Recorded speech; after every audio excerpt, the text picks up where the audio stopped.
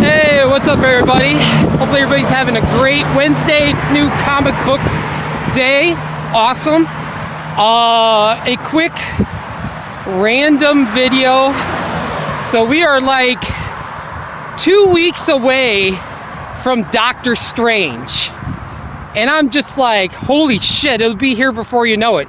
And I'm like really excited for it. I might be a little bit more excited for Thor, and I'll give you my reasons for a minute. But I think Doctor Strange, I'm like an 8 excited, and Thor, after that trailer, I'm like a 10 excited.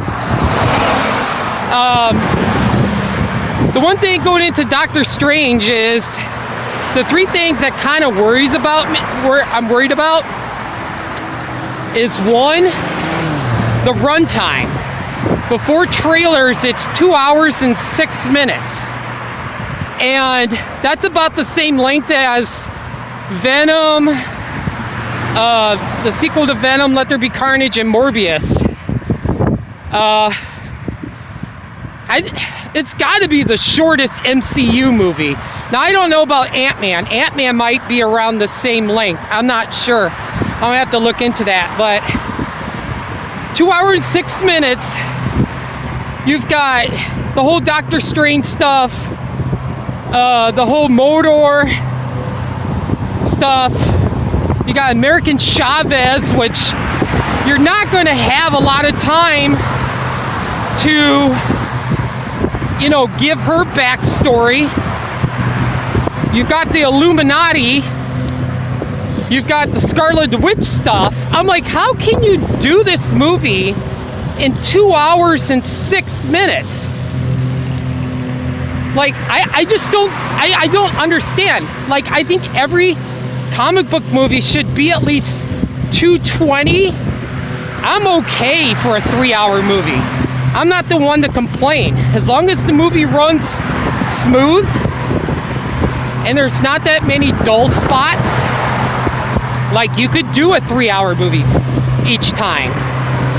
Oh shit, about fell. But yeah, like 220 I think is a good norm. 225. So I don't know. Like, I just feel like you're gonna sit down and it's gonna be over with. Unless they have a plan and it pops up and it says part 2 coming soon. Like, I think it should be like a two-parter. But I don't know. That's the one thing that worries about me is the runtime. Number 2 is Sam Raimi. Now, I like a lot of Sam Raimi movies. Evil Dead, Army of Darkness. I haven't watched the Spider-Man. I mean, before No Way Home, I haven't watched the Spider-Man movies probably in like 10 years. So, I went back and watched those. The first 2, I hate Doc Ock as a villain. But after seeing that No Way Home trailer, I was just like, wow, this is awesome. I gotta go back and rewatch the Spider-Man movies. Well, I was gonna do that anyway. But, yeah, the first one, I love the first one because the Green Goblin is such a great villain from the comics. And I don't know, just something about Doc Ock. It's just a lame villain. So I wasn't a really big fan of Spider-Man 2 for like the longest time. And when I went back and watched it before No Way Home, I was just like, you know what, this isn't bad. I mean, it's not great. A lot of people hold that movie like superior top 5. But yeah, I just never was a big Doc Ock villain. And I think Alfred Molina does a great job in it. I don't know, there's just something about Spider-Man 2 I just never really cared for. But this time watching it before No Way Home, I was like, this isn't bad. So I might have to buy the first 2. Spider-Man 3 sucks balls. Like, fucking Topher Grace as Eddie Brock is a disgrace. The way Venom looks and the way he talks is terrible. Like, I cannot stand Topher Grace. Like, I don't know what happened between the first Spider-Man, the second Spider-Man, and into the third one. But anyway, yeah. And there's another movie called, I went and saw it, I walked out of. It was called For the Love of the Game with Kevin Costner, which is a golf movie. That was fucking garbage. So Sam Raimi kind of worries me, because he's kind of more hit, but he's had some misses. So I don't know why Scott Derrickson didn't come back to direct it. I don't know, maybe he was tied up with something else. I was gonna say Danny Elfman, but I was gonna say that next. But yeah, I don't know why Scott Derrickson didn't come back.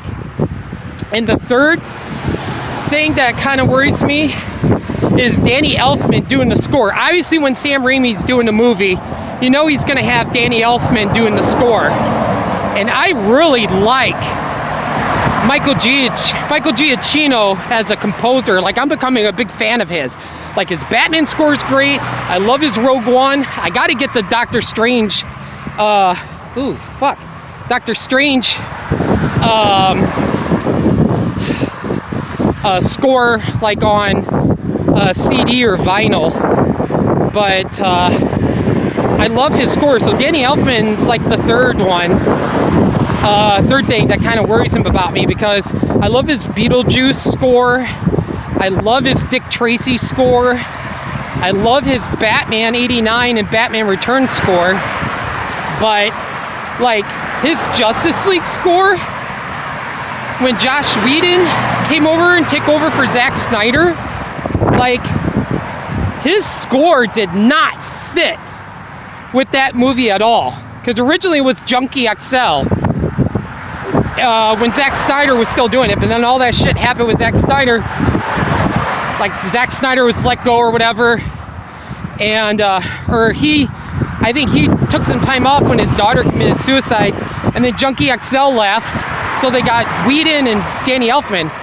And then like some fan service is really good,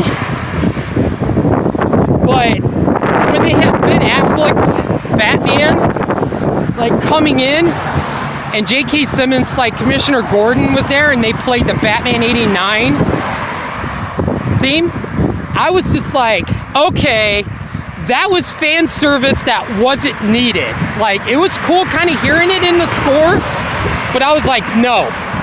And they even played the Christopher Reeve Superman theme for Henry Cavill, and I'm just like, what?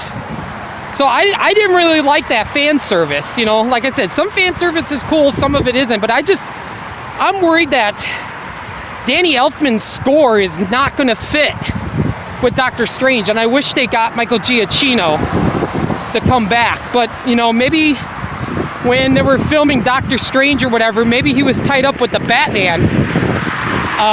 So, I don't know.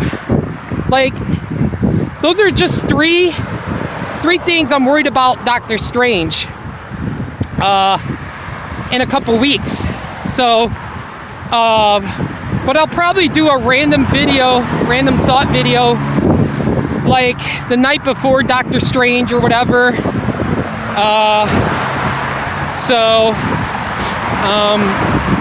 But yeah, but I'm excited. But I'm very excited for Doctor Strange. I hear that, John Campea did a video, I think it was like the other day, talking about, you know, this having more cameos than No Way Home. And I'm just kind of like, I don't want to click it because I don't even want to hear rumors about who might be in it. But if I was, you know, I saw the headline, I'm like, the X-Men coming into the multiverse. I could see it. Like, I could totally see the X-Men. This would be a good way to bring the X-Men in, or the X-Gene, or something. Something from the multiverse creates the X-Gene, or something.